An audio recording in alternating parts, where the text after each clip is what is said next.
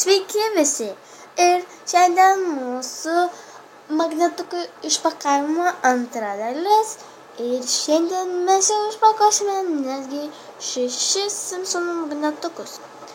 Tai tikiuosi jums patiks, gero žiūrėjimo ir pradedam! Pirmasis magnetukas būtų va štai šitas.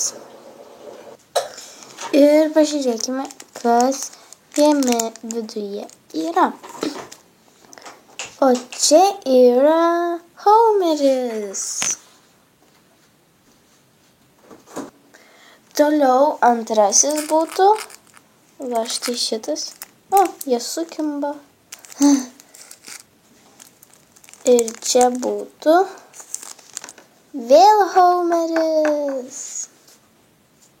Toliau yra vėl Homeris. Kiek tu daug Homerių, bet gerai, kad nepasikartoja. Toliau būtų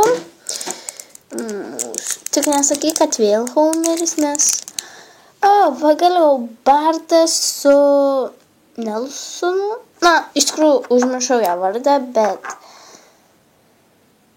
nežinau, koks jo vardas. Užmiršau, visai išėjo iš galvos. Tai Bartas su savo priešu. Ta prasme, ne priešu. Na, nelabai jau tokiu geru draugu. Toliau būtų. Ir kasgi čia yra? Štai pasikartojantis magnetukas. Aš turiu pirmą pasikartojantį magnetuką iš savo visos surinktos kolekcijos. Ir paskutinis magnetukas. Perkirpsiu. Dar nesidarė truputį. Va. Turėjau atsidaryti. Na, reikia į tą skylutę. Perkirpti tą skylutę. Va. Sureikite.